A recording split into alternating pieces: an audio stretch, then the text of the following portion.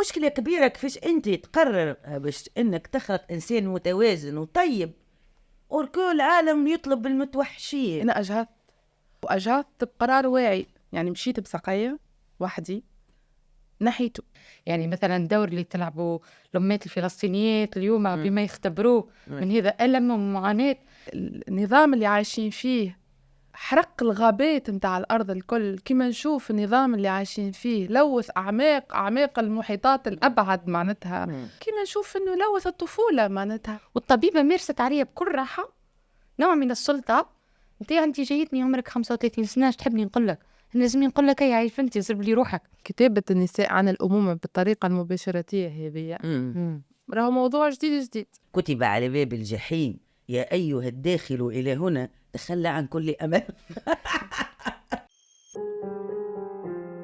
للأمومة رمزية، للأمومة قدسية، والأمومة فطرة اقترن بها الدور الاجتماعي والاقتصادي والسياسي للنساء. أول ما بديت نكتب الحلقة جات في بالي فرضيات الكل، جو في بالي نساء اللي دايرين بيا وحاولوا يتحداوا ولا تتحداهم الأمومة. جات في بالي علاقاتنا مع شركائنا وقت يتحط الموضوع على الطاولة. علاش مسؤولية الإنتاج الاجتماعي تقع على كاهل النساء وقت اللي الجنس والحب والعلاقة يعيشوها زوز؟ ما نجمش نحكي على الأمومة من غير ما نحكيو على علاقاتنا بأماتنا، ولا ننساو الإرث النسائي اللي شكل وعينا النسوي بطريقة أو بأخرى. ما نجموش نحكيو على الأمومة من غير ما نفكر في كل المحاولات اللي تنتقد الأمومة كي حولها النظام الرأسمالي ماكينة إعادة إنتاج واستهلاك. في حلقة سابقة من بودكاست وين النسويات نسمع في أمل الخليف صديقتي الشاعرة تقول نحن بنات التعب، وهي صورة شعرية عرفت توصلها في قصائدها. إيمان مرسال في كتابها عن الأمومة وأشباحها تأرقها أشباح القلق، وهي الأشباح اللي تأرق صديقتي المسرحية سهام عقيل وحولتها بإحساس إلى قلق على ركح.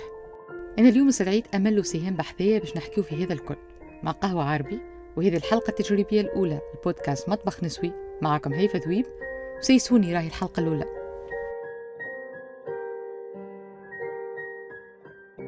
أنستوني وشرفتوني. أمل من نجمش نقول لك أنسني، أنت مولات الدار وتور دان كافيه معاك القهوة ورشة الزهر باش نبداو مع بعضنا الحلقة الأولى من البودكاست هذا. قعدت نخمم شنو تنجم تكون عنوان الحلقة الأولى هذه قبل ما نوجه لك الكلمة سيما معايا. شنو زعما الحلقة الأولى؟ نسأل في أمل، قالت لي أمل تجي في الحلقة الفلانية، قالت لي كانت تعمل حلقة على الأمومة نجي. قلت لها نعملها بالذمة باش نعمل حلقة بالذمة باش انتي تجي. دوك حلقتنا الأولى على الأمومة. الحلقتنا الأولى على الأمومة خممت لها في عنوان هكا كراو جا في ديجا باش نسألك انت عليه خاطر البارح شبعتني بالحكايات ما نجموش ما نقفوش عندهم. قعدت نخمم الأمومة شني؟ الأمومة مشروع، الأمومة عبء، الأمومة إريتاج كما البارح نحكيو على نورثوها، الأمومة مسؤولية، الأمومة فطرة، وبعد قلنا تعرفي كيفاش الأمومة ليست فطرة. وخليت هذاك العنوان المحلول اللي باش نبتاو بيه حلقتنا. هنا كيف قلت لك كي كلمتني بالتليفون قعدت تدادي في الدار نخمم، وزعما هو فكرة هذه الواحد باش يقولها هذا موضوع واحد. فهي شنو وراي مثلا شنو هي مدى تأثير وحتى بارابور على روحي أنا كنت نتفرج فيها الحكاية مش على الريسبسيون. بعد أيست قلت يا برا خليني نفككها في راسي بيني وبين روحي نخمم. نلقى روحي عندي حاجة نحب نقولها ملي تزوجت وحبلت، خاطر ما كانوش بعاد على بعضهم فيسع. وصديقاتي ورفيقاتي وعائلتي ديما نحشم يجيني حياة كي يسألوني شنو هو إحساسك بالأمومة، شنو إحساسك وانتي حبلة.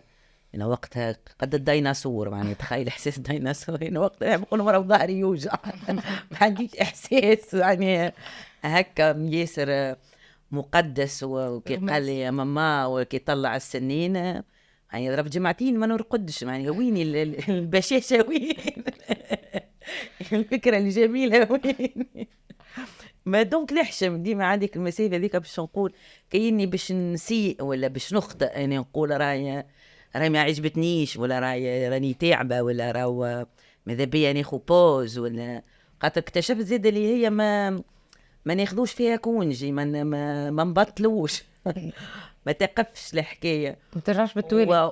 وكل مرحله كل باب يتحل معناها وهج، في كل مرة تقول ليه هاي أو سلكت أو طلع على السنين يجيك مع معناها الهوس اللي تعيش به كمواطن معناها، وكفنان وكامرأة، تعيش سياق متاع أحداث. ما قلت الأمل نجبته 2015 الرئيس اللي يحكم فيه بيناتهم 90 سنة، قلت زعما إلى أي مدى العملية أصبت فيها ولا ما أصبتش. حسيت اللي هو فخ سياسيا واقتصادي يعني وعالمي وطني. بعد قلت كيفاش ما خديتش شوية وقت، ولا ما يعني توا هذا وضع هذا وضع هذا وضع هو وحده مش منجم وزيد، ولا بريود مثلا ما فماش البلديات ما تخدمش، دونك البوبيل كانت حجمها فظيع جدا، وانا هزته باش نلقح له معايا ثنيا باش خلط للطبيب وباش نلقحوا نغطي فيه على الذبان تلمو وقتها سخانه، واللي بوبيل ما تهزوش فوق الشهر، ما معني جبته في بوبيل. علاش عمل والله عريت. دونك باش نرجع لك نقول لك راني ديما كالمسافه هذيك نتاع الحياه، ولا نتاع انك ما تنجمش تقول الحقيقه، ولا حتى ما تنجمش تواجه بها روحك، على خاطر ما بشي يتغير حتى شيء، معناها المصير هذاك هو معناها صار، معناها اما سي تراجيك ماهوش ماهيش جيده. انا نحب نقول هذه، تحب تقولها، نحب نقول هي ماهيش جيده. شنو اللي ماهيش جيده؟ الامومه والحباله، خاطر هي خاطر ماهيش منو جاهز متعدد ومتفرع وزيد مربوط معناها بالعالم اللي انت دايره فيه واللي تعيش فيه والصغير اللي موجود فيه، معناها تولي جراندايزر مسؤول على الأخلاق، ومسؤول على التاريخ، ومسؤول على الحروبات اللي تصير، ومسؤول على الحيط اللي طاح وكان جاء هو، ومسؤول لو كان الطقس تبدل ولات 50 سخانة مش يعرف طبيعة مختلفة أخرى فيها مطر وفيها ربيع وفيها خريف وفيها صيف وفيها شتاء. القراية يقرأ فيها حاجة حقيرة جدا وتافهة ترسلك انت ومن بعد تصير مشكلة كبيرة كيفاش انت تقرر باش انك تخلق انسان متوازن وطيب، وكل العالم يطلب المتوحشين، تولي تتجادل في هذاك يوميا حتى في احلامك وفي كوابيسك، ديما انت بنفس السؤال وبنفس وتعاود ترجع تقول زعما كعملتها جات صحيحة ولا انا بوك النهار معناها علاش رجع ذاك اقول يا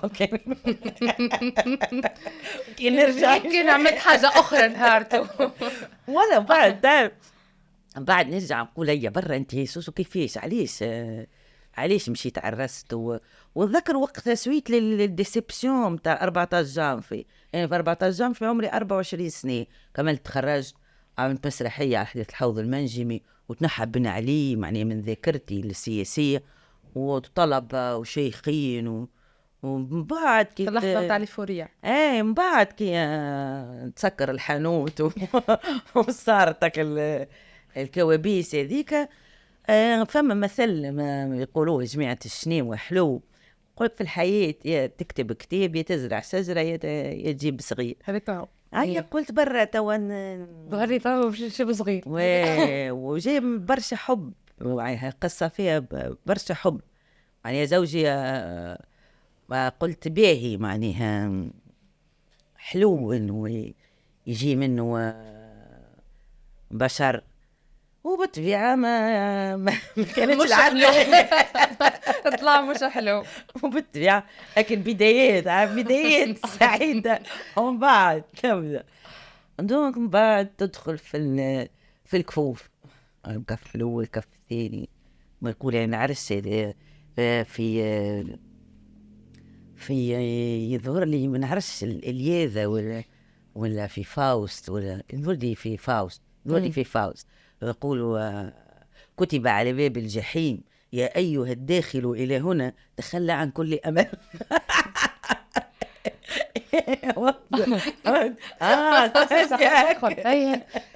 هو موضوع رزين برشا. هو أنا اقترحته على هيفا وحصلت.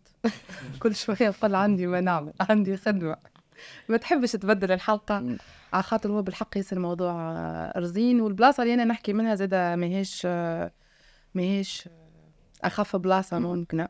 أنت مقابلتني سهام في وسط هالأمومة وفي وسط اللي أطلقت عليه أنت الجحيم، لكنه هو جحيم التجربة.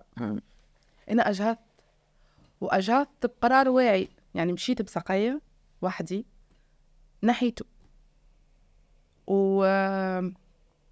والتجربة هذيك كانت تجربة ياسر فارقة في حياتي، ما نجمش نحكي عليها ما غير إيموسيون. وقلت لها هاي فرق تشكي تاسي مضحك شوية. التجربة صعيبة برشا خاطرها كانت ياسر واعية الثقل هيك اللي تحكي فيه انت الكل. اللحظة اللي جاء فيها اختبار الحمل في يدي وأنا حامل كنت من أجمل اللحظات في حياتي. من أجمل اللحظات بلا ما غير حتى شك. نجحت، أنا عملت نجاحات في دراستي، نجاحات مهنية، عشت لحظات حب. الحق الحياة ما أكرمتني برشا لحظات خاصة جدا، فنعرف نكهات الفرحة. ما فما حتى فرحة كما الفرحة هذيك. وكان فيها اكتشاف جديد البدني سورتو، خاطر أنا مجمش نحكي على الأمومة من غير نحكي على البدن. في البدن هي تجربة ياسر جسدية. فاللحظة هذيك وانت حبلة بطبيعة هرموناتك الكل، بدنك الكل يزغرط، يستقبل ويزغرط، وكيما الربيع بالضبط يعمل لك هيك. على الأقل أنا عشتها هكا، يعني نحكي على تجربتي، كل مرة تعيشها بشكل مختلف في الفوق. معناتها لازمنا نكونوا زادة واعيين بالشيء هذا. لكن اللحظة هذيك كانت لحظة ياسر جميلة جسديا نحكي هكا. فما هي الهرمونات الكل ليكسوتيسويد والدوبامين فما حاجة ونفسيا عشتها بالرومانسية المطلقة هذيك، خاطر أنا شخص رومانسي جدا، وعندي هالخيالات الرومانسية المتعلقة بالأمومة واللي قلت عليه أنت الكل، تجربة الحب وشخص تحبه ونعيش معه فكرة المشروع اللي هي متأصلة فيها ثقافيا ومتأصلة فيها كشخصية إجو. واللحظة مرت اللحظة بتاع الوهج وغزرت هكا للعالم اللي انت تحكي فيه. يعني هذه أي كتجربة نحكيو على الفطرة، هذه هو فطرة ولا ماهيش فطرة. لحظة الفطرة اللي هي لحظة الجسدية اللي أنا كائن أنثوي من جنس الثدييات، أحبلت خصب لحظة جميلة كفطرة. بعد لكن أنا مانيش كأن لقلق، معناتها أنا إنسان ومانيش إنسان في المطلق زاد. أنا إنسان مرأة في تونس، بلد العالم النامي، عايش في سياق سياسي بعد ثورة، جاية من غادي ماشية لغادي. أنا مانيش وحدك، مانيش كائن حيوان ثدي باش نحكيو على الفطرة. يعني فما ان كونديسيونمون معناتها سياسي واجتماعي واقتصادي أنا نعيش في وسطه، وما نجمش نتعامل على أساس أنه غير موجود ويا محلين يعني فرحانة ومش نجيبه ومش نعيش الحب. ما كانش مطروح بالكل، ما هوش ممكن. أنتوكا التصور متاعه كان بعيد برشا على أنه بالثقل هذيك.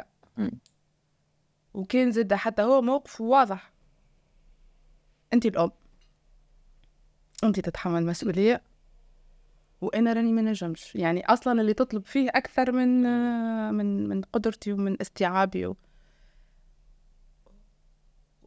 وما هوش راهو زاد نحب نحطها، معناتها ما هوش في الشر ولا ما هوش في الخيوبية ولا فاتي تلك حدود الله.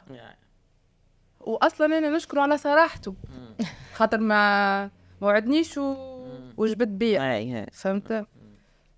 فكي خممت في الموضوع قلت لا، وقررنا مع بعضنا انه احنا نجرد التجربه. يعني اذا انا حتى نسال روحي نهيف علاش نحب نحكي عن الموضوع هذا، ولا علاش ولا شنو باش نحكي فيه، هي نتلاقى زيادة مع كيف الفكره الاخرانيه، هي فكره الشراكه او الشريك. انا كنت قبل وانا صغيره معناها حتى كي جيت للجامعه واحد وكل الموضوع مش مطروح في مخي عفويا، يعني انا كبنيه معناها من الاول بنيه وبعد كامراه. بالنسبه لي مثلا ما كنتش الموضوع نحكي فيه، يعني حتى في دوائري ضيقه مع صاحبتي وكل ما عندي ما نقول على الامومه. يعني عندي امي مثلا نحكي عليها تنجيوها، معناها كي تقول لي امومه نعرف امي جدتي، نعرف الامات اللي تربيت في المحيط نتاعي شنو يعملوا. انا شخصيا ما نجمش نشوف روحي في حاجه انا منش فيها، وانا هيك كنت كنوع من العباد. معناها انا كل لحظه انا طالبه نحكي لك على روحي طالبه، فهمت؟ انا مشيت نخدم نحكي لك على الخدمه. وكانت بالنسبه لي ببساطه شديده معناها علاش العنوان، نرجع لفكره العنوان اللي حطيت الامومه ليست فتره، كيفاش انا هيفت في سرديتي نترجم من العنوان. بالنسبه لي الامومه ليست فتره دون لو سونس اللي كانت ديما اجابتي العفويه وصادقه جدا. وقت اللي بدينا تكون عندنا تجارب اجتماعيه ولا علاقات ولا ولينا نحكيو في الموضوع ولا عندي صاحبتي امات، كنت ديما اجابتي ما تتبدلش. قال ما نجمش نفكر في الامومه ما فماش شريك يعني كان ديما نخمم في الامومه مش حاجه نعملها وحدي. وهيك كانت ياسر الفكره هكا الاولى، فكنت ديما ما نحكيش عليها اصلا. وبعد نعيش التجارب مع نساء حولي، كيما مثلا املت عرفت عليها اول ما تعرفت عليك في حياتي كان بعد تجربه الاجهاض اللي انت تحكي عليها، وكانت بالنسبه لي حاجه مش فقط هي ما نعرفهاش لكن ما فكرتش فيها. هذا هو اللي معناه ما مخي ما مشيش الغاد. انا نحب نقول لك هيفا مش انت مخك ما مشيش الغاد، انا بيدي وكنت اتأفي معناتها كنت عندي شريك معناتها انا في اللحظه اللي شفت فيها اختبار الحمل نضحك خاطر ما ابعي يعني انا زاده نجم نكون ما كانش مطروح. هو فما جانب فطري منه لا يمكن انكاره، وبالعكس انا متصالحه معاه ونحسه هو بارتي الحقيقه انا نشوفها اللي متعلق بالجسد اساسا، اللي متعلق بالجسد وبهالتعلق هذايا الفيسيرال بين الام وولدها وبين يعني هالسيروره هذه اللي كنا نحكيو عليها انسيترال نتاع هالذاكره، ذاكره الاجداد او الجدات اللي تتعدى من جيل لجيل. فالعلاقه هذه اللي هي علاقه عضويه أنا ما زلت نشوفها اللي هي جميلة جدا، على الأقل مش جميلة راهو بالمنطق الرومانسي أما ملهمة أوتوكا. لكن فما جانب مشروع وكان جي كيما معناتها فما توازن. هو أصلا هل احنا كائنات فطرية ولا احنا كائنات اجتماعية ولا احنا زوز؟ فأنت عندك تطلعات أو عندك دي دوموند من المجتمع لازمك تلبيها، سينو انت تولي فاشله، سينو تولي انت يا لطيفه كي مش كانت معناتها سيبت خدمتها واحد وشفتها كيفاش ولات. وفما برشا نساء يعيشوا الشيء هذا. ومن بعد الهيمنه نتاع الصوره تمشي الانستغرام تبدا انت معناتها عايشه في تغيمون بين امك وبين مستقبلك وبين انت شنو تحب، واللي حكيت عليه انت الساعه الضغط المجتمعي والضغط نتاع صوره المجتمع عائلتك وكيفاش يشوفوك محلاك ومحلاها تجربه الامومه تمشي على الانستغرام تلقى امهات سعيدات جدا مش سعيدات هما يسوقنا هوليوديات ما نعرفوش عليهم سرديات بالحق في داخلها ما نعرفوش، لكن هي امومه هوليوديه معناتها هالي تبدا هي اصلا ما زالت في السال داكوشمون وماكييه ومحلاها ولابسه بالساتان غوز ولي بالون بعيد برشا. يعني انتم اليوم مطلوب من المراه انها تحسب ضمن معادله لي فاريابل نتاعها برشا متناقضين وكل حاجه تطلب منها في حاجه متطرفه جدا. سو ني با بوسيبل. ما تنجمش انت الا فوا تستجيب لنداء هالفتره المقدس وتكون في القدسيه هذيك، وبعد على المستوى الاجتماعي والاقتصادي تكون بالنجاعة هذيك، وعلى المستوى الصوري ولا معناتها الصورة تكون بالجمالية هذيك. سني با بوسيبل. يعني كان تغزر روحك في المراية وانت عينيك منفوخين وعندك دي واحد تولي تحس لي انت خايبة وما تلهيتش بروحك شنو التصوير وكانك تلهيت بروحك راك انت مكش في الأمومة المقدسة. وكانك قلت يطيش عليا خلينا نمشي نخدم على روحي نصور طرف صوارة دي يسدوا عليا معناتها أموا واحد ما يقعدش لخر الشهر للديون وللحاجة تولي ليك في الجمالية وليك في القدس تولي ما لبيتش فترة معينة تجاه زيد. أنا كي نرجعوا للموضوع لازمني 5 نساء معايا أبلان تان يخدموا ويكلتوا ويزينوا ويتلهاو باش نبيعوا تصوير نبيعوا نرضيوا هالاحتياجات هذه الكل. أما أنا وحدي ما نكفيش. يا ريت الأبعاد المتداخلة مع فكرة الأمومة، خاطر فما الأمومة قلنا في جانبها الفطري كتجربة أصلا بيولوجية والعضوية، وفما الأمومة من منطق الشراكة، كيفاش نهيها الشراكة، وهل هي متوازنة ولا مش متوازنة، هل هي عادلة ولا مش عادلة، وهل هما يهزوا فيها نسول. وفما الأمومة أصلا هي كتصور أصلا يعني هي يعني خارج حتى التجربة متاع الأفراد. يعني الأمومة كفكرة، الأمومة كمنظومة، وهيك وغادي ندخلوا في اللاكس الآخر اللي هي نحكوا على حاجة متوازنة. يعني ما عادش كان الأمومة أمومة صيام، هي الأمومة بما تحمله من هذه الأبعاد الكل السياسية والاجتماعية. الأمومة كيفاش لازمها تصير أمومة كدور أصلا اجتماعي، مش كيش دور اجتماعي وبرا، أمومة كدور سياسي. يعني كتشوف حتى من البيكتشر الكبيرة متاع سياسات تحديد النسل ولا كيفاش المنظومة عالمية كاملة معناها ثم هوية قومية كاملة قائمة على فكرة النسل، على دور لمات. يعني في أوقات متاع حروب معينة هذا موضوع تجا كبير نجمو أصلا كنت حلوا فيه معناها نسرحوا فيه. يعني مثلا الدور اللي تلعبوا لمات الفلسطينيات اليوم بما يختبروه من هذا ألم ومعاناة. أنا مجرد أني نفكر في اللمات الفلسطينيات تجيب صغار ويموتوا بالشكل هذا وعندها القدرة تزيد تجيب، وهل هذا الدور اللي تلعب فيه هي الأم بالحق كما مشروع الشراكة اللي نحكوا فيه احنا. يعني أنا خاطرني عندي حبيب أو شريك أو زوج، ولا خاطرني توقفت في لحظة ما في حياتي وكانت لي الفسحة باش نقف شوية نقول نجيب توا ببي زعما هذا واحد. واللمات الفلسطينيات هل هم أصلا في الفسحة هذيك؟ يعني هل هم في الفطرة؟ يعني واحد من ليزوبجيكتيف معناها من الأهداف متاع البودكاست هي فكرة أنه نعطيو مرئية للحكايات اللي احنا نحكيوهم في الكوجينة متاعنا، أنه احنا بالحق يعني حكايتنا الكل كما قال هيكل صديقي نحردوا في الوصفات متاعنا. معناها عنا حكارات، عنا عناصر وعنا كتبنا وراقنا ونحردوهم مع بعضنا، وتغدن كافيه وتوغ محمصة جارية اللي هو فوكل بالرسمي ضيفات. معناها ضيفات المطبخ متاعي بالحق هم ضيفات قارات كما قلت من الأول، اللي تجيب قفيفتها. تذكرك العام جبت قفتك فيها الملوخية وحنة في بالك طيبت الحنة غلطت أنا طيب جبت القفة وسيلة قعدت وبعد قلت بالله ساشي ذي ظلي ساشي ملوخية طيبت وخي طلعت حنة. جيت مرة حنطت جيت مرة ما تتكلش حاسينه. دونك نجيبوا من اللي تجيب الحق نجيب قفيفتها وتجيب فهمت عناصرها. دونك احنا قلنا في البودكاست هذا نجيبوا العناصر ونحرودوها. فقبل ما نرجع هنا للعناصر بتاعنا أنا نشوف فيك جايبة ذي قربج ذي شنو موكي كلمتني أنت على الأكسسوارات ولا على حاجات. أنا الأمومة نحسها معمل ما يخدمش معناها بوسطة تخدم بالصباح وبالليل وبالنهار وتصير لك الحوادث.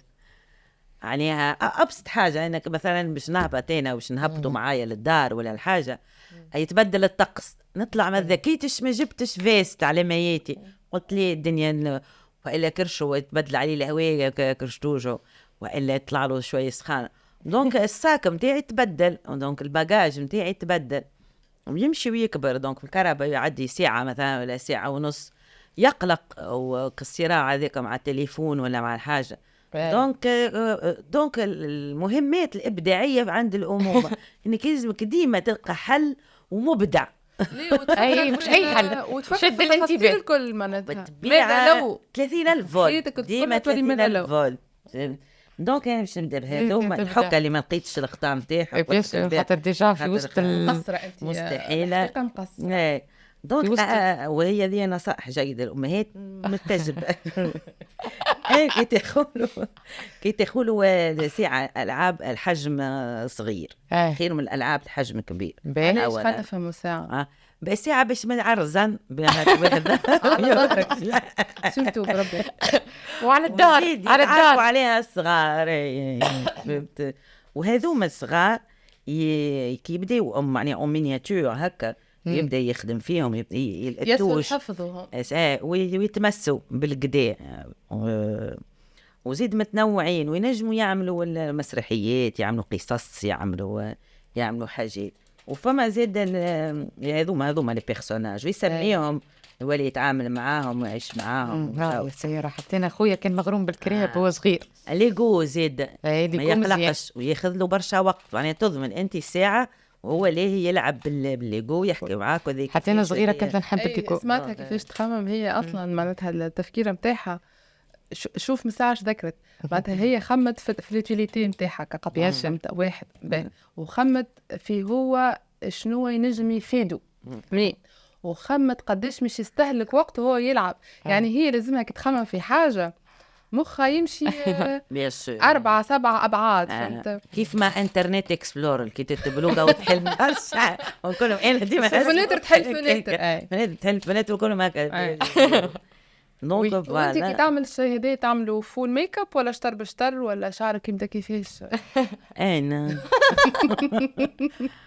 بدا ساعة مش من المستحسن خاطر انت زيادة حتى درجات الحرارة متاعك والأصوات تخرج لماذا فيك تخرج تولي تنين النار تخرج هكا، أما انت في نفس الوقت تولي تقول تشد الجملة ذيك تبحبحها باش تنجم تخرجها في سياق جيد. عنده هذية زيادة يعجبوني هذية. أنت شكون ذا؟ هذيا صاحب سونيك، هذا يرقد بيه. صحيح كان هزوا البلاصة مثلا يتقلق في النوم، هذا يفض لي العملية. هذوكم لي ماريونيت الشيخ بيهم يلبس. فما واحد اسمه مسميه كفتاجي، حبيت نجيبه يا اخي ما بالطبيعة كفتاجي ضاع يلزم ساعة باش نلقاه خاطر برشا فوضى. ما اللي عملتها في روحك؟ هذه هاقي واقي هذه على غلام معايا مغروبين والله بريتو بتجيبوه روزانديان هكا ما عندوش فضيناها ليه. حكينا حكاية الروز والازرق والواحد فضيتوها. يعرف ليه مسألة اقتصادية بحتة يعني. أبا عمره 8 سنين سميت له الطفل اللي مسألة اقتصادية. مسألة اقتصادية علاش أنا باش عليه ما يشريش حاجة؟ علاش يمنعوا فيه باش والله يشري حاجة روز خاطرهم يحبوا يبيعوا ما يحبوش توا معناتها المشكلة زادة توا تحب تجيب صغير وانت عندك وعي ولا بالحق سي بروبليماتيك مشكلة يعني تهني عليه يعيش طفولته ولا تجي تقول له ايجي عايش ولدي راهو يستنى فيك مرمى يعني انت هل تعدينا الطفل لطفولة ولا تعدينا الطفل لحرب قادمة ولا تعدين طفل لشنو معناتها تربيها على الأخلاق الحسنة وكيما معناتها الأخلاق الحسنة نعرفوها ولا تربيه كيفاش مش يتعامل مع المارك معناتها هذه مش يوجههم في الحياة. يعني فما نتخيل أنا كل نهار تسأل روحك سيهم السؤال هذا، كل سؤال لازمك تجاوب وتجاوب بالصحيح. بالطبيعة لازمك تكون ساعة لازمك تكون واقف وفايق، ما عندكش حق طيب. مش مسموح إنه ما تكونش فايق ولا تتعدى حاجة تنجم تقعد معاه وإلا مع أصحابه. خاطر وقت وين يكبر تو عندي مسؤولية أصحابه مثلا معاه والحيوانات بتاعه. برغم معناها إنه الإكواسيون في وسط المسألة باش تخرج خاسر ومهزوم، لكن نما إنه فما قدرة على بناء حصانة ضد الوحش اللي موجود فيه وإلا اللي بيش يصير له وبيش يتكون داخله، أو الوحش اللي مشيله اللي هو العالم الخارجي. نؤمن في علاقتي به وبتلامذتي بالحصانة، إنه يحصن روحه بالنقاش، إنه الفكرة ما يهزها للخيال الفكرة مش بالضرورة تكون هيك الواقع اللي موجود. انا نتمنى لو كان جا الموضوع بالبساطه متاع الفتره. نتمنى جو غارد معناتها انا من ذاكرتي اللحظات العزيزه عليا في حياتي واللي هي نتنفس منها هكا فقاعات الاكسجين اللي مازالت تغذيني للحظه، هي لحظات لانسوسيونس دو لانفانس. معناتها ديما عندك غرفه اي داخليه ولا خلفيه فيها مساحه من اللاوعي، فيها مساحه من هكا لانسوسيونس، مساحه من المسموح فيها باللعب، برشا لعب. اليوم كي نشوف الصغيرات قلبي وجعني، خاطر برشا جدية في تربية الصغيرات، جدية معناتها برشا انتونسيوناليتي وبرشا أفكار وبرشا استعدادية.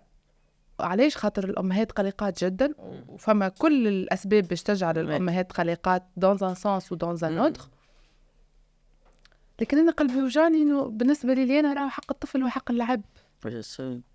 معناتها أنا بالنسبة لي المشكلة إنه إحنا ما نجموش نخلقوا مساحة آمنة وخالية من هالتجاذبات ينجم يتنفس فيها صغير وينجم فيها نحميه فيها لانسوسيونس دو لانفانس. العرك والصراع الاجتماعي والاقتصادي والسياسي اللي نعيشوا فيه داهم على كل المساحات الحميمة وعلى كل المساحات الفطرية وعلى كل المساحات العذبة يلوث فيها بالطبيعة. يعني أنا اليوم كيما نشوف النظام اللي عايشين فيه حرق الغابات متاع الأرض الكل، كيما نشوف النظام اللي عايشين فيه لوث أعماق المحيطات الأبعد، معناتها كيما نشوف إنه لوث الطفولة. معناتها صعيب اليوم إنك أنت تجي تحمي طفولة صغيرك ولا تحمي المساحة هذيك من التلوث الداهم عليها. وانا هذا اللي حز في وهذا في صلب الموضوع تجاه بالضبط. هنا فيش كنت أخمم الصباح وانا نتصفح في هذا الكتاب، كتاب عن الأمومة، خرج على دارهن للنشر، وهي دار نشر نسوية صديقة معنا احنا نحبوها. ففي مقال متاعها ريم برجب كتبت مقال اسمه كتبت عليكن الأمومة وهي كره لكم. تحكي على الفكرة هذه اللي هي خيط تجاربط مع موضوع حكينا فيه بارح مع بعضنا وباش نجمو نزيدو نحكيو فيه. هي فكرة انه عملية الانتاج هذه، يعني كان الأمومة هي جزء من عملية انتاج مشروع، فهي يحملوها النساء بالطبيعة باعتبارهم كما قلنا من الأول هما اللي واخذين الحمل والمسؤولية بريسك الكل، وانا حتى دعم الشريك ودعم ثانوي ماهوش عرفت بنفس الثقل، ولا باعتبار النساء زاد حاملات ليلو كفطرة، ولا باعتبار زاد هي صورة النساء. هي هذه الفكرة انت تو كنت تحكي عليها، اغزر النساء دوجوردوي معنا نساء اليوم باش تشوف عن اي اطفال لازم نتكلم. ريم تقول في بداية المقال، مش نقول جملة برك، اعتقد ايضا ان مكاننا الطبيعي هو القمامة، فنحن في النهاية فضلات أمهاتنا، نفايات للاكتئاب والأحلام والانتظارات تم تدويرها في شكل أجساد معطوبة توارثت الغبنة جيلا بعد جيل. فالجوست الجملة هذه ريم بيسور بعد تسترسل، لأنه المقال هذا كتبته باش تحكي على كتبته بعد الحرب تاع الإبادة، فكتبته وحتى كان يبان المقال صامبغ بتاتر معناه للقارئ وكل، لكن كتبته كامرأة ربما سواء تفكر أو لا تفكر في الإنجاب ما تنجمش معناه تشيح بنظرها عن معناها اللي هزوه نساء. معناها ما نجمش تخمم لي تقول لي والله الجيل الجاي كيفاش باش يطلع وانت ما تشوفش نساء هذوك شنو هزات.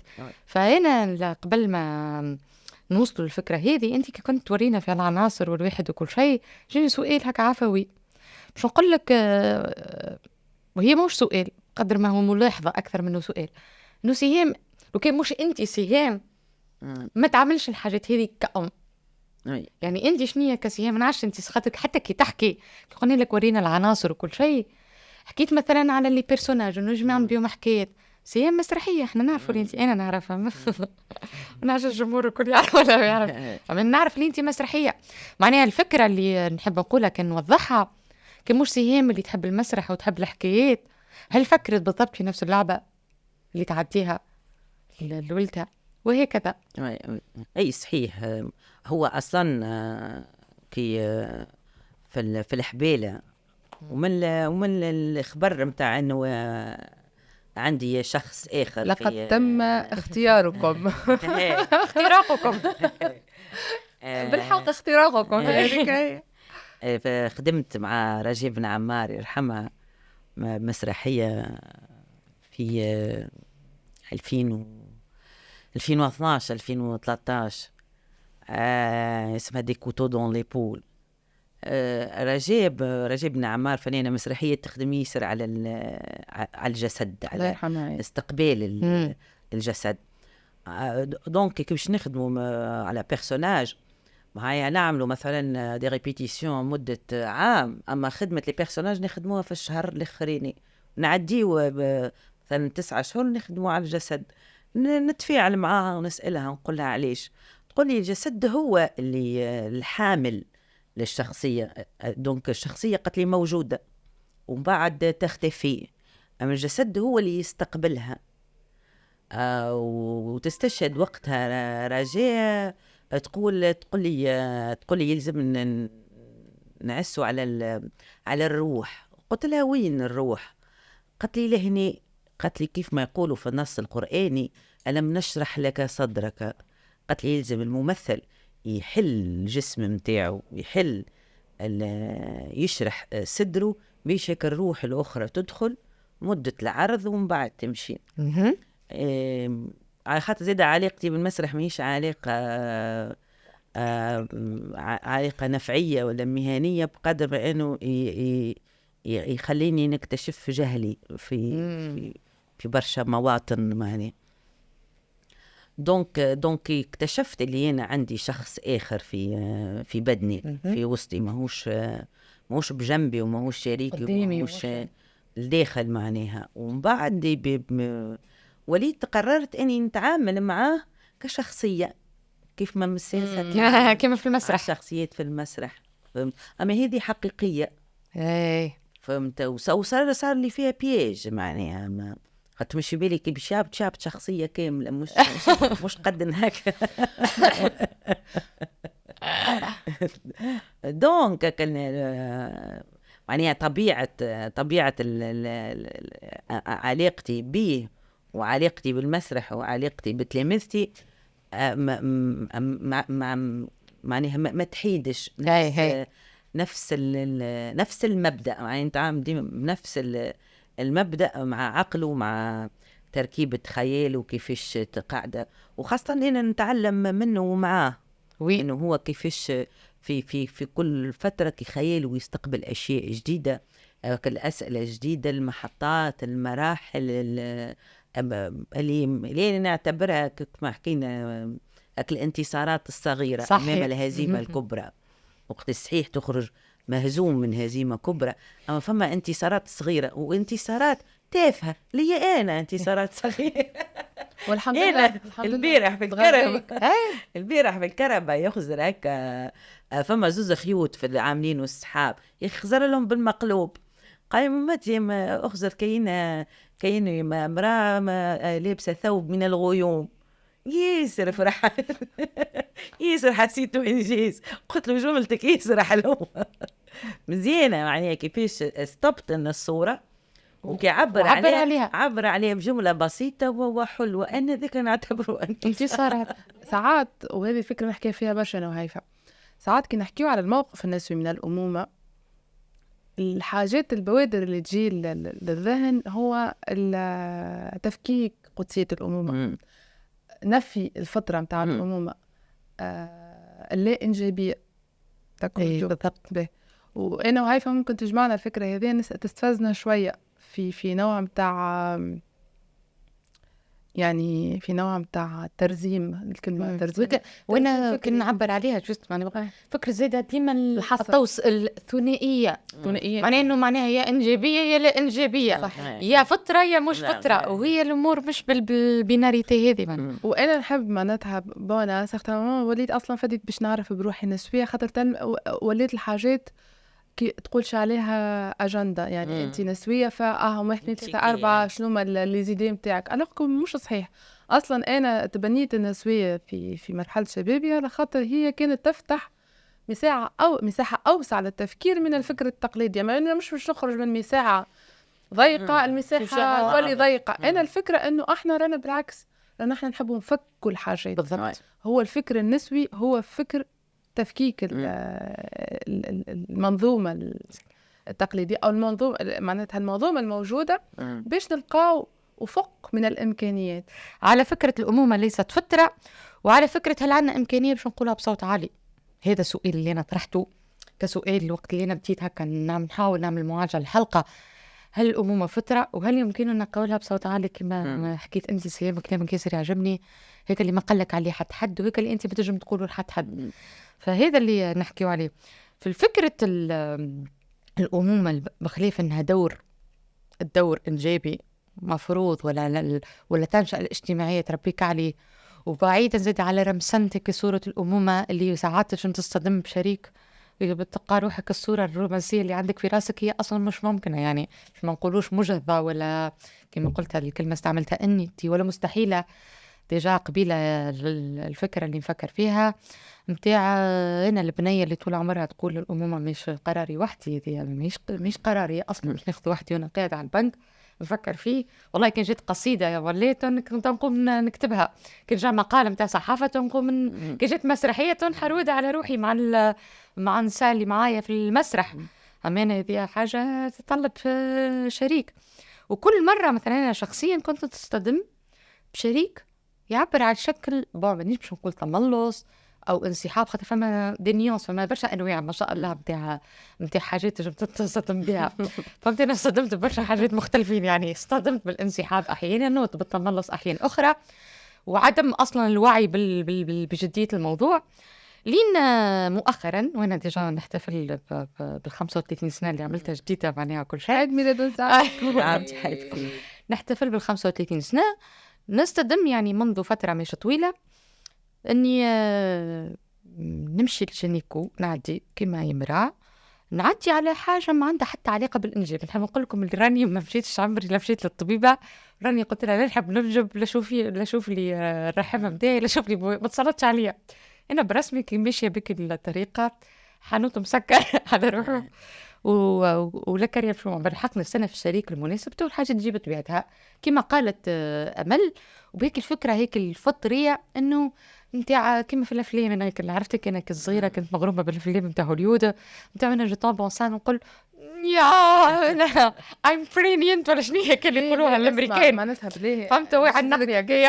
احنا ديجا هذي على الأفلام نتاع هوليود هما اللي يشوهونها سيء الصناعة. أنا نتخيل البنيات نتاع توا اللي يتفرجوا في الانستغرام مش يصير فيها في دبي راهو والجندر ريفيل أيوة المبولة في برج خليفة معناتها فحسيلو اندستري لا الخايبة مش نقدر برج خليفة بطولة فهنا في العناصر متاعي مش نوريكم الحكاية أنا جايبة بالدوسي نعمل جايبة لعب ما عنديش لعب أنا عندي دوسي ميديكا عاد نعدي وبيان سور أنا نحب نقول لكم هذا موضوع ديجا تاع حلقة وحده موضوع الجينيكو ديجا لازم حلقة وحده على طب النساء والتوليد. أصلا ربط طب النساء أو طب معناه مربوط بصحتنا بطب النساء ديجا ربط كل ما يتعلق بصحتنا الإنجابية وحتى راحتنا. معناه كنت نتسائل في سنوات سمحني يعني راهو فما برشا أمراض كما توا اليوم اللي ما تروح على الأمراض نتاع عنق الرحم واللي مالاتي سيكشويلمون ترانسميسيبل الأمراض المنقولة جنسيا وعلى مسائل معناها مرتبطة بتجارب متعددة معناها يخصوا نساء في علاقة معناها بحياتهم الجنسية. هذا الكل معناها لازم طبيب وانت كي تمشي للطبيبة تعدي ولا طبيب وكل شيء أنا الساعة جولة لازم كنت تدور حتى لين تقع طبيب اللي تجات نجم تحكي معاه. هذا بيان سور بين بصراحة معناها الأمانة معناها ما نحكيش زيادة على تجارب نسالي معياريات شنو زيادة أصلا يستنيها مع عند الطب واحد كلنا معناها كسوا صديقاتي ولا الناس اللي قرب مني فكرة إنه هما ما نجموش أصلا يمشيوا ولا تقول لك أنا ما نمشي للطبيبة. نحكي كان على معياريات ونرجع ديما فكرة التفكيك والامتيازات. يعني احنا وعيات اللي احنا رانا بنات نساء من الطبقة الوسطى العالية، واحنا نساء في العاصمة، ولاكسي معناتها للجينيكو ديجا معناتها تمشي تاكسي كيلومتر ونص. ما نحكيش انا على في نساء في الأرياف، ما نحكيوش حتى على أرياف، مدن أخرى داخلية والأرياف، وما نحكيوش على هذاك الكل. فما بالك بالمعياريات معناتها راهو الموضوع المهم خاطر المهم بعد جولة مع الطبيبات والأطباء وبشرة تحاليل دوسي مركم مرزم. وكان تعرفوا قديش الثمن متاعه هيك الدوسي؟ الثمن على المستوى الاقتصادي المادي بيان سور. ومشي ويجا وحللوا هاتوا التحليل الأول والتحليل الثاني وكذا، وكل وين ملحق طلباتي بالأساس بالرسمي صحية اللي يتعلق بصحتي أنا الجنسية وبراحتي وبعلاقة ببطني اللي قاعد يتبدل عليها بعد 30 يعني الأكثر الأقل. لين بعد مشيين وجايين تلفتت لي طبيبة في حركة عفوية من تمارس عليا في سلطة معرفية يعني منظومة الصحية سلطة تجع احنا جبدنا الأطراف الكل. تتلفت لي الطبيبة مانيا متاعي انت جيت ومشيت برشا مرات معناها صارفة برشا فلوس على الجهاز متاعك التناسلي. دونك ظهر لي وقيت قالت لي فيها يوناني حرفيا قالتها بالسوريا مش نترجمها للمستمعات والمستمعين. قالت لي عندك عوين باش تخمم في الانجاب وقيت. عملت لي هكا بيت على المنقل عرفتي كلي نحب نقول لكم. قالت لي بالرسمي عندك عام. هو عملت لي تحليل البويضات. الضربة فيش آخر حاجة باش نقولها وبعد نخليكم تفاعلوا معايا. الضربة فيش إن عمري هيفا هيك نحكي لكم عليها عمرها ما فكرت تحيثة تعمل تحليل البويضات. كيف قادتني الطبيبة بسلطتها المعرفية أن أقنعتني أني أنا نمشي ندفع 100 وويش باش نعمل تحليل على عدد بويضاتي وقت اللي أنا نزلت قررت لا باش نجب لا ما نجبش وما عنديش شريك مقرر معايا باش نجب ولا ما نجبش وأنا ماشي نعدي على حاجة. والطبيبة مارست عليا بكل راحة نوع من السلطة. أنت جايتني عمرك 35 سنة تحبني نقول لك لازم نقول لك يا عيف أنت زرب لي روحك. وهذا تو أنا باش نرجع لكم الكلمة باش تتفاعلوا معايا في الموضوع هذا. عرفتك اللي يهزك الفكرة إنه هو كانوا يسخرون إحنا ما نحبوش نجبو. هذا ديجا حكينا فيها قبل الموضوع متاع من كأنه رفيه. أما رفيه متاعك أنت. نرجع للسؤال الأساسي هل إنه المسألة عندها علاقة بالفطرة وشنو هالفطرة الساعة هي كم معناها جملة المشاعر اللي تحسها ولا مشروع ولا هي رحلة شاقة. وكيفاش كانت رحلتك مع الأطباء ولا الطبيبات؟ كانت سيئة الحق سيئة جدا. ودايرة خاطرني أنا خارج العاصمة وما نعرفش ومشيت تستعط في طبيب ومارس في ويعتبرها عادية وفطرية وطبيعية. كي جيت وأنا مهلوعة مثلا كيفاش مثلا التغيرات اللي صارت في بدني أثرت لي على ركيبي وعلى ظهري وعلى المغنيسيوم والعظام وسنيني وكتحولت وطبيب نورمالمون هو دوره يعني يتعامل كأنه أحمد ربي وهكيك يجي معناها هكيك يصير. هو طبيب مختص في النساء علاقته بالمرأة وبالجسد وإنه أنا كي واجهته وقلت له راك باش تجبد مني بشر يعني أنت واعي عندك يعني سنسيبيليتي مهنتك أنت شنو يعني رصت لي أن فسر له في وجهة النظر بتاعي على مهنته قديش صعبة يعني مش سهلة تتطلب استعداد وتتطلب دونك القرار الأمومة إذا يكون قرار ينبأ بأنه المهنة والمهمة والمسؤولية باش تكون على عاتق شخص واحد وجسد واحد وعينين وحدين. خاطر كي يسقط ظهرك ماكش تركب ظهر آخر كي يسقطوا عينيك باش تركب عينين أخرين. كي بدنك يتعب ولا كي باش تنتهي ما فماش أخرى باش تشد بلاستك وتكمل معاها الرحلة. وي دونك هي أبعد معناته أكي ونحن نفككوا فيها ولا نقاولها في تقاطعات مع سياقات المقاومة مع سياقات الحرب مع سياقات الطبيعة مع سياقات السياسية. قلت لك هي معناها اللجوء هو اللي خلق انتصارات صغيرة بسيطة أمام هذه الهزيمة الكبرى. هذه الكونكلوزيون تاع سي ديجا عرفت الموضوع ولا غريت قلنا الموضوع باش نحكيو فيه خفيف واحد دخلنا عرفت يدخل فيه شامبين وقاعدين تدخل فيه سياسة النسل وتدخل فيه المنظومة الصحية وتو ذكرت الطب راسي وجعني وتو باش نذكروا ماتنا راسنا تو باش يوجعنا مرة أخرى ونتذكروا حسيلو ثم أمل ما نعرفش كان سمعتها ولا هي من الحلقة سينو نبعثها لك بعدين من فترة مش طويلة شاركت في بودكاست أنا مع منظمة إقليمية أنا مش في تونس شريكة ولكن ففي حلقة عن الأمومة مع بودكاست شريكة ولكن الحلقة كانت من إعداد أميرة يعقوبي. أميرة معناها طرحت الحلقة من زاوية أخرى معناها بزاوية ممكن مختلفة على اللي نطرحه فيها اليوم لكن للأمانة معناها كانت من بين الحاجات من بين المصادر اللي سمعتهم منيح قبل ما نبدأ نحضروا الحلقة هذه لأنه أمل حكيت على فكرة تري بيرتينونت بالنسبة لي واللي كل عادة مسني وخليني نحب الحلقة هذه ونحبكم تكونوا معايا باش نحكي فيها من بعضنا ساعة جرأتكم أنتم الزوز تحديدا زيام وأمل إنه معناها بو أوزي دي غيرنا نحبوا نحكيو على مش على ما يتحكيش فيه بالله يزيونا بجي ربي رانا قلبنا مبسطة معناها باش نحكيو على ما يتحكيش فيه ولحظك يا أمل وهي في البودكاست تحكي على فكرة اللي أنا بعد هكا جو رياليز إن إحنا في تونس الفكرة رغم رهينيتها رغم إنها موجودة في الدوائر الحميمة وفي اليومي متاعنا كمسات مش قاعدة تحكى فيها في الفضاء العام والواحد وهي فكرة إحنا قديش نحكيو على أمتنا قديش متأثرات بأمتنا سواء في علاقة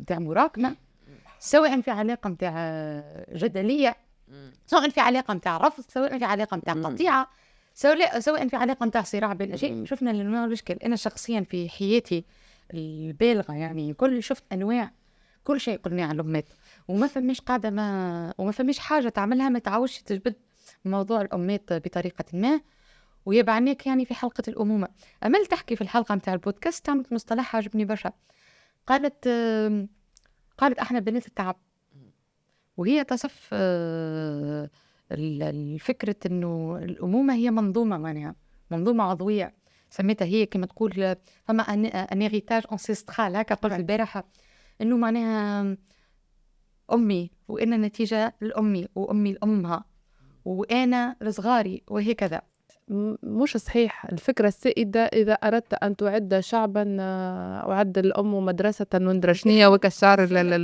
ندرك فيش يلصقوا فيها على بعضه نو جو سوي ديزولي تحب تعد شعبا تعد منظومة تعد دولة تعد مدارس تعد معاهد تعد اقتصاد تعد مستشفيات تعد تكون طب تعمل ثقافة مش تعد شعبا تعد أما نو ومش تعد شعبا تعد أما وأبا هم علاش الرجال يتملصوا خاطر المسؤولية كبيرة برشا أيوة زيادة تربيوا في ثقافة الكسل وثقافة معناها احنا اللي ورثناه من أمهاتنا هم زاد ورثوا من أمهاتهم من أبائهم ومن أبائهم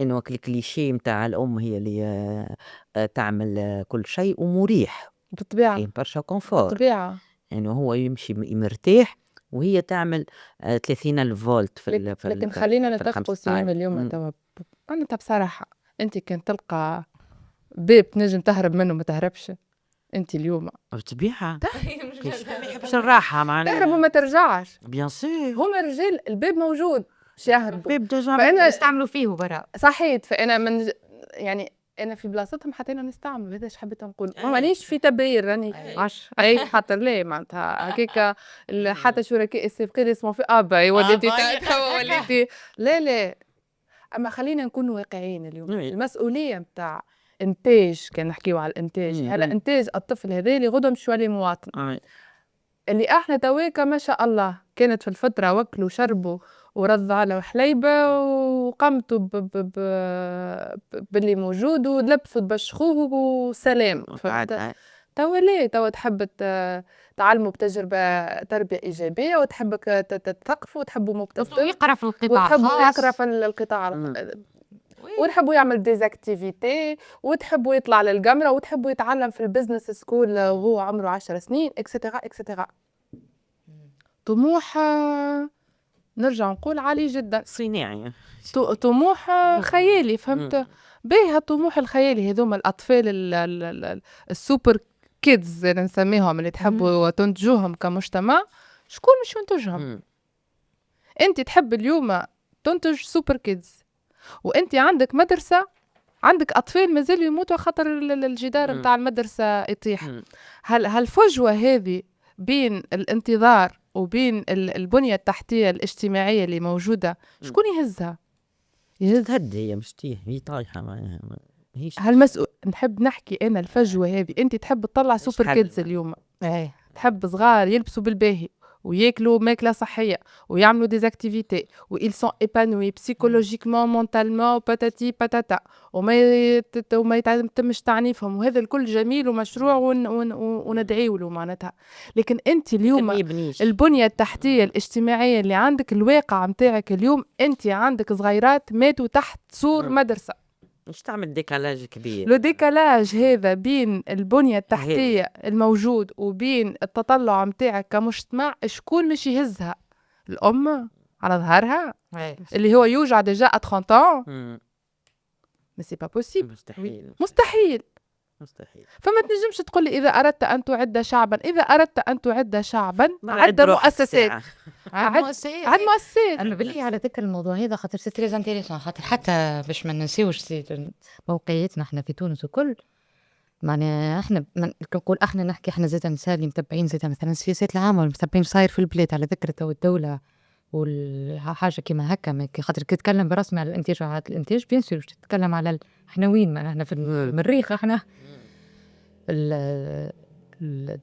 الدولة معناها في التوا عندها أكثر من 30 سنة ربما 5 معناها من ما بعد الاستقلال أكثر من 50 سنة انخرطت تباعا في هالمشروع هذا متاع العائلة النواتية متاع دولة ما عادش العائلة الموسعة اللي ممتدة معناها اللي يتم فيها تقاسم الأدوار، معناها ما تمش مرة بركة تربي تقى فما 4 ولا 5، فما جدة حاضرة وثم خالات وفما الناس اللي تخدم في الأرض وفما الجيران ولاد يمدي ويته، وفما هيك فكرة العمل التشاركي. فحتى مسألة الأمومة هي أصلا متقاسمة وبعد هالمشروع متاع العائلة النواتية أو مشروع الدولة الحديثة باعتبارها هي ولات تدجن في كوبلوات والمناج ولا هو دار هكا أبارتمان في مدن عمان تتاخم في مدن مسكرين هكا في بورتمانيه، زوج وزوجة يتقاسموا ميزانية وأعباء البنك تحكم والبنك تحكم فيهم، عندهم قرض كانهم موظفين وكل، وحتى خياراتهم معناها تحدد من أجل إنجاح المشروع هذا اللي هو مشروع فيه فردانية كبيرة. فتحولنا من هالأمومة اللي هي معناها مسؤولية متقاسمة الأعباء، معناها أعباء متقاسمة واللي يجي كما قال يجي يرفس من السبخة أو كتو اللي ينظف تو ينظف واللي يكسي تو يكسي وتبديك العيد يشريها مسالش الجد مثلا وعمه يعطيه المهبة وهكذا وكل شيء ويلعب مع ولاد الجيران وكمه مش موجودة بالدار. هذا على رأسي قاعد عند سعيدة جارتنا توا عنده تلاقي قاعد لفه مش سعيدة جارتنا اللي قاعد عندها صغير ولفه مع ولاد الجيران يلعب معاه في البطحة وهذه العائلة النوكليير ولات أنا جوجوان أمل في فكرة اللي هي عبء ثقيل على الطرفين كما تم تنشئتهم عليه، عبء اقتصادي كبير على هالبروفايدر هذا. فخر اسمالي بحت فخر اسمالي على ما تهزوش عند سعيدة الجارة هزوا في الجاردوري خلص عليه الجاردوري واحد، ما تهزوش عند عمته عند خالته وعس عليه معناتها شنو يتكلم الصغير ولازم هيك تربية النقية معناتها فهمت، ما لازمش حتى ما يني با اكسبوزي حتى نوع من انواع التحدي كصغير فهمت هكا الحمائية المطلقة عليه. وبرا امشي انت الكوتش دو لايف وامشي الكوتش ديدوكاسيون باش يعلمك كيفاش تتعامل مع صغيرك، قال هكا وهكا متقلق شويه هزوا للبسيكوموديو تاترو فهمت وخلص عليه. سي با بوسيبل صعبوها معناتها انا نشوف فيهم بيوع معناتها انا نقول لك انا كي فكره انت تقول المقاومه في اللحظات الصغيره اللي أمام الهزيمة الكبرى، أنا المقاومة وليت عندي نوع متاع بارانويد، أنا في كل لحظة قدام فخ، أنا قدام نظام رأسمالي يستثمر في مأساتي في مون مالاتر في القلق الوجودي متاعي في كل لحظة يدورها سلعة وسلعنا ويبيعها كان بزوامة كل حاجة تولي أنا جبس فيها لاغارد نلقى ان برودوي على القلق متاعي يقول لي تفضل انت مكش مرتاحة في علاقتك تفضل عن ثيرابي دو كوبل. انت ماكش مرتاحه في بدنك، تفضل عنا لي برودوي 1 2 3 4 مدام. انت علاقتك ما لقيتش الاجابه هذه لولدك، تفضل مدام لقيت لك الحل السحري. اي حاجه انت ما زلت متقلقه، تفضل مدام طلق، تفضل يعني سي با بوسيبل. اغسلمون هذا اسمه. امين نحب نعلق هنا خاطر افكتيفمون بين منظومه راسماليه عمال على قدام انا بلا هواده نتاعها، اي الفيتاس نتاعها ما تنجمش انت تجي تتحكم فيه كابيتال معناها يقوى عليك وبين دولة أخكيك. أنا هذه زاد التناقض وقت اللي تنتمي لدولة قدام عجز معين في على مستوى أنها تغطي حاجات واحد وكل. حبيت خاطر باش نرجع لفكرة دولة نظام رأسمالي بير لك أنت باللي كفرد في هيك الكوبل في هيك الميناج بشويتك البيوجي دو ميناج اللي تقسم فيه بالقروضات والدنيا وتعمل فيها كبليزانفلوب قد باش يخلط يوكل ويشرب ويكسي ويعمل وكل. بين دولة حطت مشروع صحيح والمشروع كشفنا نتائجه على فكرة حتى بالأرقام وكل يعني بعد 30 و40 سنة شوفوا فيها العائلة النوكليير وشوفوا في مساهمة النساء في البيجي دو ميناج وشوفوا في عدد الأطفال اللي تقلص وشوفوا في المدارس اللي مليانة بالصغار تقرأ. ثم الأرقام موجودة يعني نرى في عملية الإنتاج نشوفوا فيها ونشوفوا فيها بالحق الانفستيسمون الكبير اللي بارون معناه نفون كو سا اللي يعملوا فيه باش يقريوا الصغار باش يكسيو باش درشنو واحد وكل. جيت دولة معناها اللي عاجزة كما قلنا عاجزة معناها على تأمين مرفق عام عادل هالصغار الكل كيف والأمات هذوما الكل كيف والبنات الكل كيف توا رجعت معناها أنا حبيت نرجع زيادة حتى لي شانجمون حتى ونيفو معناها ليجيسلاتيف وبوليتيك توا اللي صايرة كل توا مع الدستور الجديد هذا الدستور الجديد أنا مازلت مش مستعرفة به مازلت مش مستوعبته مش مستوعبة اللي صار شانجمون الدستور هذا اللي عندنا. الدستور رجع له نص الدستور بعد الثورة الدستور في 2014 ما فيش العائلة النواة الأسرة نواة المجتمع. الدستور هذا متاع 22 في فصل من الأول الأسرة نواة العائلة ولا الأسرة نواة المجتمع وهذا شيء نجر عليه خاطر احنا في وسط اللي قاعدين نشوفوا فيه ونعنيوا فيه ماناش لاهين عرفتي كريت تبين الحاجات هذه مش أولويات ولا غادي نشوف فيها حك ودك فيها في اليومي كما أنت تحكي. أما شكون اللي قبل وسع قاعد يشوف القوانين دولة ما صارش باش صادقت على مشروع قانون اللي يخص الكونجي دو ماترنيتي عطلة العشمة ما سمعتش اللي عندنا قانون جديد نتاع الأمومة. أنت البارح تحكي لنا عن الكونجي لازمك تحكي لي عليها الحكاية هذه. أنا ولدت هو الكونجي في القانون عندك حق شهرين من نهار اللي ولدت. أنا ولدت في العطلة أنا في التعليم ولدت 15 جويلية وفي نهار 15 سبتمبر هذاك هو قانونيا. أما المشكلة بالعودة للتعاطي مع القوانين تاع الدولة تخش عليها الدولة تتعاطى مش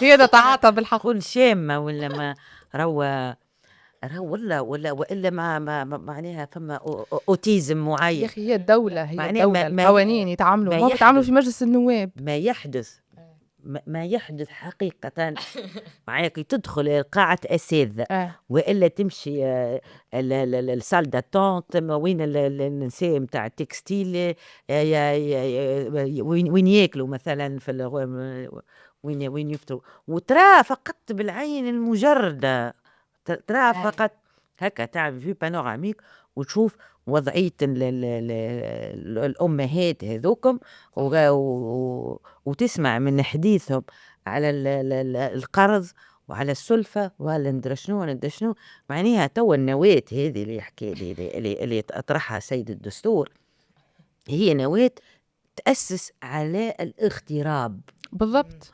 الاغتراب تماما على الانتيميتي وإلا القيمة البعد القيمي ولا الانطولوجيك ولا ليتيك اللي فيها فكرة العائلة إذا سلمنا بأنها ساعة نجم تكون بيان سور une réponse. أما كيفاش الدولة تولي عدوة للفكرة هذه وتجند المؤسسات الكبرى مؤسساتها الصناعية والثقافية والسياسية والتشريعية كلها ضد إنه الشخص اللي موكول عليه مهمة تأسيس النواة إنه ينجح ويكون واقف ويكون صامد ويعاين المشروع المواطنين اللي باش يجيو غدوة، ويحافظ على الفضاء العمومي، ويحافظ على الفضاء الأخلاقي، وكيفاش وندرس شنو وانت تنهك وانت هازة سلاحك ضدي. بالرسمي بصدق انه بالرسمي في سردياتنا الحميمة فماش مرة نعرفها، في سردياتنا الحميمة فماش هذايا إرث التعب والوعي المتجذر بهالعبء واحد وكل. قبيلة مناش كنت تفكر واحنا نشرب في قهوتنا على وين نحضر هكا حديثنا هذه الكل، وانا ذكرت مقال هذا متاع طموطف هو اسم مستعار. هذا تابع مؤلف جماعي اسمه كيف نفهم العدالة الاجتماعية من منظور نسوي، سرديات مناهضة الرأسمالية. هو مؤلف جماعي خرج عن المدرسة النسوية لينا بن مهني في دورتها الرابعة الأخيرة. الحقيقة أنا كنت معناها شاركت في تقديم المؤلف هذا، فأتيحت لي الفرصة باش قريته وقدمته وتعرفت على النساء اللي كتبوا. علاش تذكرته هذا؟ تذكرته على الفكرة اللي يعني كنا نحكي فيها، فكرة هذه السرديات وهذه الانتصارات الصغيرة، وهذا حتى كان وإلا زاد حتى هذه حالات التعب ولا العبء وقت اللي يكون مسكوت عنه يكون وزنه أزيد أثقل. في الكتاب هذايا طموطف هذية تعمل تجربة متاع كتابة مزيانة. ايش معناها؟ هي تعمل في تجربة متاع كتابة، هي تجربة انه العودة للأرشيف الشخصي، فهي ترجع تحل الحاجات وتصف لنا فيهم بشكل مادي، وهذا يشبه الفكرة هكا البودكاست متاعنا، انه ترجع للعناصر هذه ومنهم هما تغوص في الذاكرة وفي الأفكار. فتحكي في المقال اللي اسمه هذه وصيتي وصية أمي، تحكي طموطف ترجع حتى لجدتها أم بوها، وترجع جدتها أم أمها، وترجع ثم إلى أمها، وتمشي لنا من جيل بعد جيل كما كنا نحكيو على هالريتاج أنسيسترال اللي تعدى من أم الأم، لتقول ما تقول أنا عدت إلى صندوق أمي وتلمست بحنين صورة عائلية. وتحكي كيفاش أن أمها جالسة ما كانت مبتسمة، لكن هي واعية للابتسامة هيك مش حقيقية، وراء الابتسامة هيك كانت كما قالت هي كمن يلبس قناعا فوق ركح مسرحية إغريقية. وطبعا نجيو للمسرحيات متاعكسية. فتقول أن أمي لم تكن سعيدة، وبعد ترجع رحيل أمها تقول منذ رحيل أمي أصبحت آخر حافظة لهذا الإرث النسوي، وليت معناه وحست مسؤولية أنه رحيل أمها والنسيان المحيط بها هو اللي دفعها للكتابة. وهوني كانت هذه أول تجربة تقررها طموطف باش تكتب، فأن هي وهيك اللي مسني معناها حتى في علاقة اللي نحكيو فيه، أنه هي في الآخر تحط رسالة إلى روح أمها، فتقول لها أمي اليوم أكسر جدار الصمت العائلي لأتحرر من غضب ظل ينهشني لسنوات. قعدت تعتذر، هوني طموطف في المقال تعتذر وتعطي الأسباب الاعتذار متاعها، ثم تترك وصيتها وتقول أمي هذه وصيتي، أرغب في كتابة وصية تحملك في كل بند فيها روحك الحاضرة فيها، وأرغب في تقسيم ممتلكاتي إلى أجزاء متساوية. ثم تقول في الأخر أن هذه الوصية ليست مجرد تقسيم الممتلكات، بل هي رمز للنضال امتد عبر الأجيال. كنت يا أمي تحلمين بالمساواة قبل أن يعي مجتمعنا معناها الحقيقي. يعطيها الصحة هي طموطف المرأة هذه.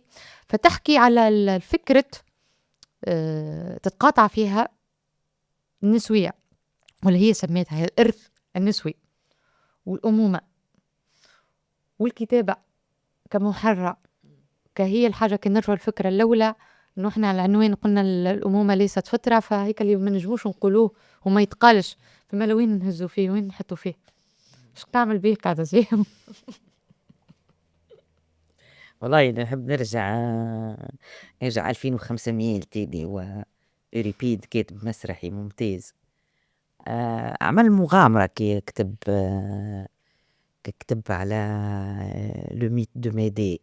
هي شخصية وقتها معناها كان من النادر جدا انهم يعتمدوا انه شخصية البطل التراجيدي ما يكونش ذكرت تكون شخصية نسائية، وخاصة تكون شخصية نسائية سلبية، شخصية مجرمة. يعني ميدي في أسطورة ميدي انها هي معناها زوجها قرر انه يهجرها باش يمشي ياخو طفلة ما اصغر وعندها اكثر باع متاع سلطة سياسية تسمح له بامتيازات جديدة. دونك مشيت انتقمت منه بقتل أطفالها الزوز. دونك كيفاش الشخصية هذه دافع عليها أوريبيد ودافع على فعلتها وأعطاها المزدح باش إنها تصيح وتعيط وتقول أي هل مقدس، هل فطري، هل يدري شنو قبل ب 2500 سنة ولا صرخة معناها. وكانت صارخة جدا. احنا اعتمدنا على أسطورة ميدي في مسرحية آخر البحر مع المخرج المسرحي التونسي فاضل الجعايبي. كانت آخر إنتاجاته في اشتغالنا 9 أشهر على إعادة ولادتها مدة 9 أشهر على الشخصية هذه معاشرتها كانت ياسر قاسية. باعتبار احنا في المجموعة ثلاثة أمهات، أنا وصديقتي ريم عياد فنانة المسرحية وصالحة النصراوي، والثلاثة عنا معناها أنا عندي ولد وريم عندها ولد وصالحة عندها بنت. ومعايشتنا معناها للمسرحية ومعايشتنا لصغارنا كأمهات ومعايشتنا له الأم المجرمة القاتلة هذه كيفاش يوميا تعدي أكثر من 8 ساعات وانت تحاول تدخل لها وتفهمها وتفهم كيفاش قتلت وعليش قتلت شو وجهها وتنصهر وتنضبط لرؤيتها باش دخلت تفهمك الرحلة هذيك اللي عمرها 2500 سنة. دونك كانت فما محطات تفاعلية وجدلية وتفكيكية، لكن كانت فما معناها لحظات مدوية معناها وقت خلطنا ريناها شفناها ليلة هاك الوحش هذيك الغريب والكبير والوحش اللي يمتد في الجدل متاعه يمشي للسياسي ويمشي للأسطوري ويمشي للعنف ويمشي للغريب ويمشي. دونك التصورات هذيك الكل مع هالأم. فما جملة حلوة في المسرحية يسألها الطبيب يقولها بعد ما ماتوا صغارك تحس في روحك مازلت أم ولا رجعت امرأة؟ وسؤال هذاك ما لقينالوش إجابة يجرحنا، أما ما يعطيناش سعي باش انه نلقاو اجابه، خاطر ما تعرفش بالك الاجابه تهزك الكابوس اخر ولا دونك المراوحه او التفكير او الذهاب في التفكير ولا في تفكيك فكره الامومه في تصورها الحقيقي الفعلي يا دون لاكسيون. لا انت شنو يلزمك تعمل؟ ما عندكش الوقت للطبيعه حتى شيء، حتى بدنك اللي انت عملت عليه، خاطر هو الحامل لفكره الامومه عضويا، ما يعطيكش الامكانيه انك تتوقف وتفكر بقدر ما تكون تحاول تحارب وتفك وتقاوم وتمرد وتضرب وتخبش وتكسر الخليقة وتغدر وتخون وتمشي للمبالاة وتمشي للكراهية وتمشي للإحساس بالذنب وتتجاوزهم هذوك. ممكنك تمشي على محرقة فقط والمسار دون كيشوتي وسيزيفي وما مش نتيجة. لكن إمكانيات تخلقها الأم وخلقتها المرأة قبل ما تصير أم، أو هكا سيرورة هكا المسافة اللي أنت تتفاوض معاها يوميا ما بين المرأة والأم من غير ما يفكها السوق ويبيعها وتولي إشهار وتولي سبكتاكل. لا كونتي تجي دو دير سبكتاكل تولي الحكاية تمشي للمسخ، تمشي للطمس، تمشي للاغتراب، ما تخليش اللحظة الحقيقية. بشر انت بشر معناها نشوف قطاط كيفاش يولدوا كيفاش يحميوا في صغارهم وكيفاش علاقتهم كيفاش معناها فما شيء من الحقيقة. علاش الإنسان هالشيء من الحقيقة يجي ضده ويحاربه ويعمل له دولة ويعمل له قانون ويعمل مؤسسات جوست باش ينهيك وينهكك ويدمرك. وبعد جيت سألني تحبني مع أم ناجحة موظفة ناجحة، مواطنة ناجحة ومبدعة ومفكرة وممثل في رمضان وعمل مهرجانات والداخل في مؤسسات وزادت معجبة ومحلاه ولابسة بالباهي ديما لا خاطئ لا. دونك رجوعا لمسألة الكتابة، وانا نتحسس كي نقرا نصوص الريم ولا الأمل ولا اللي كنتي ديما معناها اللي يعجبني هو معناها الراحة اللي نلقاها وانا نقرا النصوص هذيك، انها تعطيني مسافة متاع فرجة ومتاع راحة، على خاطر بقدر انتمائي الحسي والفكري والشعري والشعوري اللي في النصوص هذيك بقدر نحسها بعيدة عليا، ما نجمش نكون في الورطة هذيك. دونك حتى في الأمومة وقت تتحول العبء وحالة من حالات العنف على الكتابة في حد ذاتها. انه اني قبل ما نكون كنت نكتب بطريقه متحرره متفجره صارخه متمرده خاطئه معناها منزويه، كنت معناها حره في طريقه المكان اللي ناخذه باش نجم نكتب فيه. بعد ما صرت حتى الكتابه تحولت نكتب بالثقل والكربوم متاع انك حتى وانت تتفاعل مع الرأي العام ولا تكتب على نظرية مسرحية ولا فكرية ولا فلسفية ولا حتى تكتب في نص مسرحي، تنجمش تتخلص بك شبح طيف اللي مساورك، وطيف هذيك جاية منك معناها بقرارك وانت في صراع تقول لا انا نحب نتحمل قراراتي، نحب ما نحبش جو لاش با. نشوف انا نساء في المقاومه كيفاش، ولا نساء في تاريخ تونس، ولا نشوفوا الجانب المهم والنضالي والمقاوم تاع امهاتنا اللي تربينا عليه وزرعونا عليه برغم حجم الهزيمه والمؤذيه في السياق ياسر طري، ياسر متحول، ياسر متحرك، ياسر كريتيك دقيق. ما تنجمش تحط فيه ضوابط حي ماهوش يحرق. أما أنت قلت سيهان، قلت حاجة سمحة برشا، استعملت كلمة الأشباح، وهنا عرفت واحنا باش نجيوها على ذكر الكتيبة.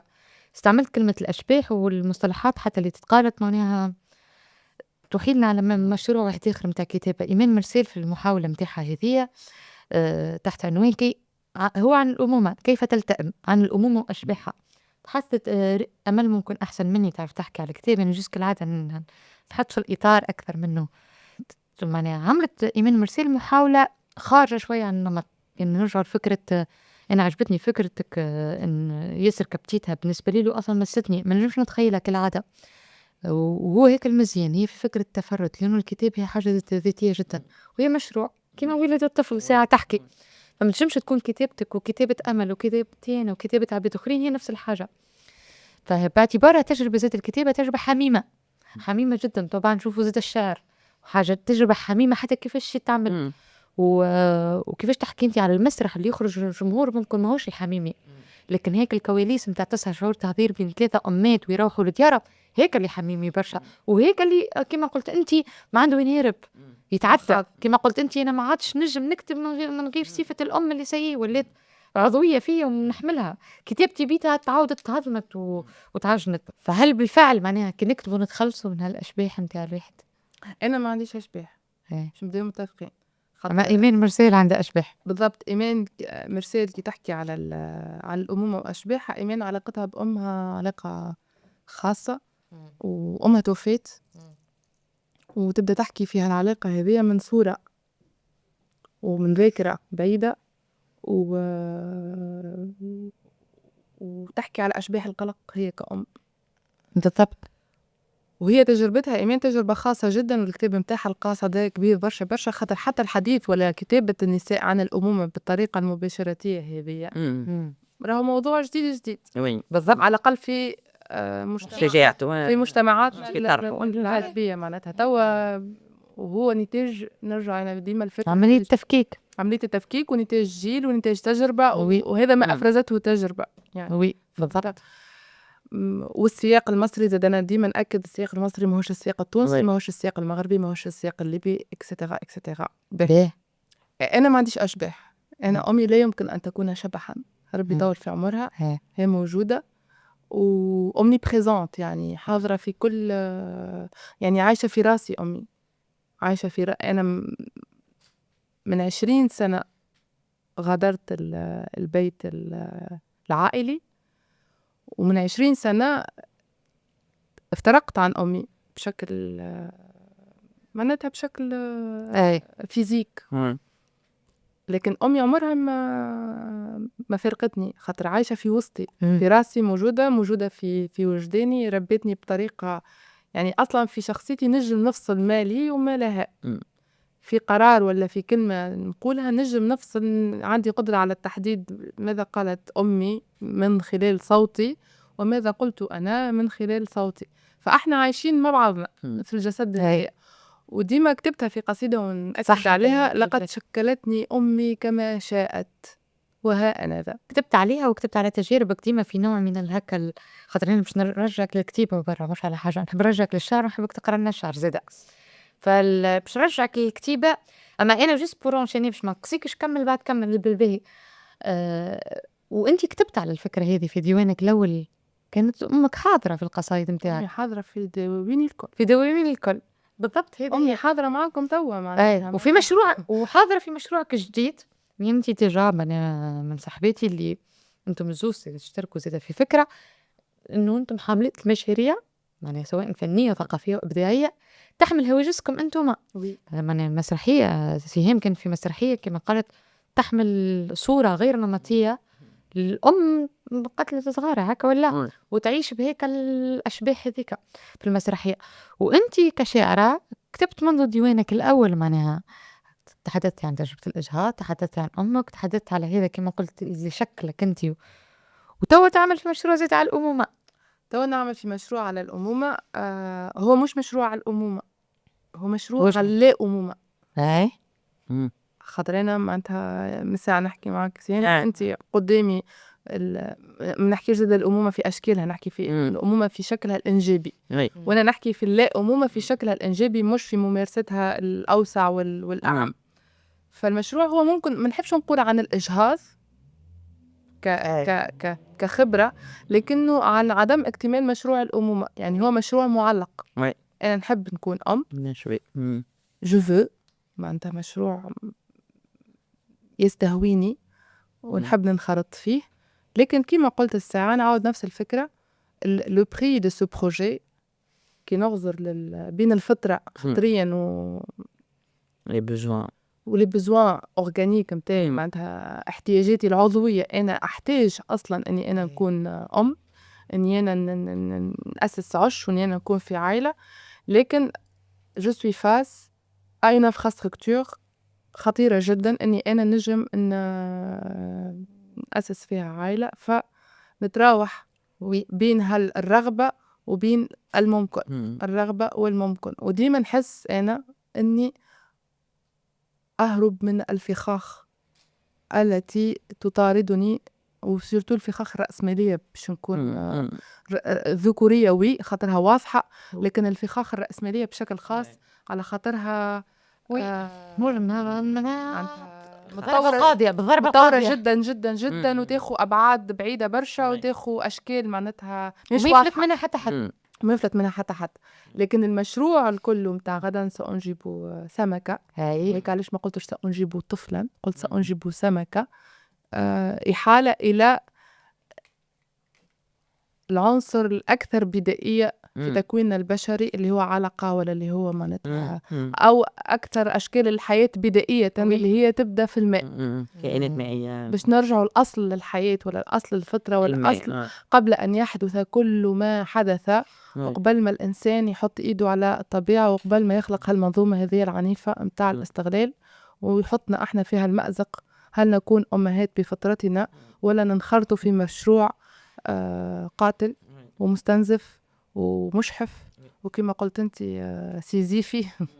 فالمشروع هو يحكي على هذا، هو مشروع شعري خذا وقت، ما هوش مشروع زاد، هو سيرورة كاملة. أنا ديما في علاقة بالشعر إنه تجربة إنسانية حية، يعني تتعاش هذيك الحاجة الوحيدة اللي نلتزم بها، أنه الشعر راهو يجي من صلب التجربة الإنسانية، مش حتى من التجربة المعيشية، من وجداني أنا كإنسان يخوض في هالتجربة هذه متاع الحياة، وفي اللحظات اللي ندون فيهم هالسيرورة هذه بعد يكتمل تصور معين، مش مشروع، يكتمل تصور معين فنعيد إنتاجه.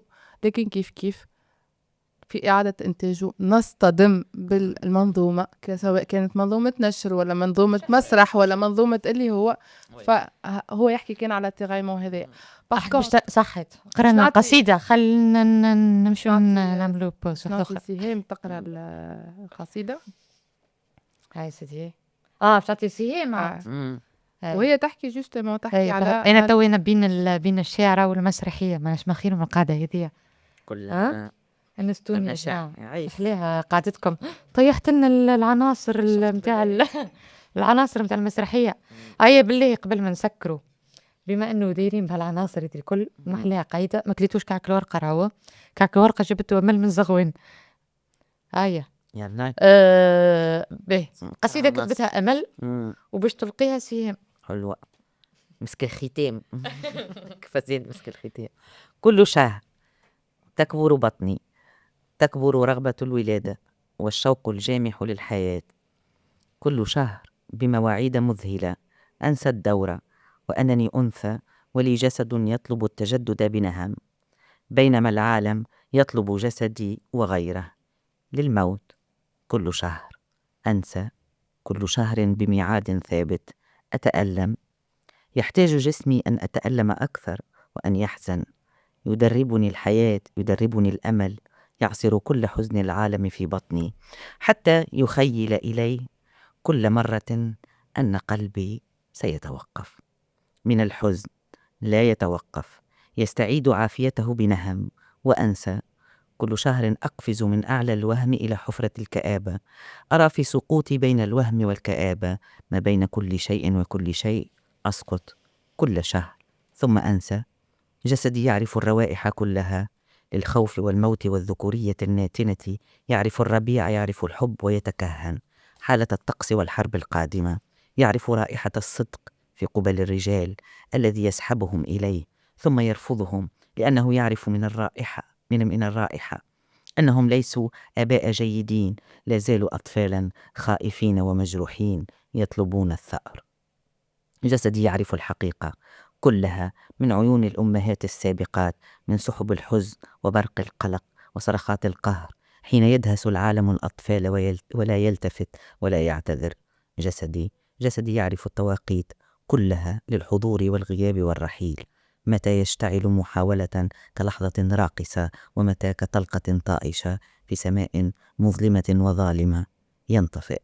هكذا كل شهر يشتعل جسدي وينطفئ، يشتعل وينطفئ، وينهكني النسيان. أمل الخليف.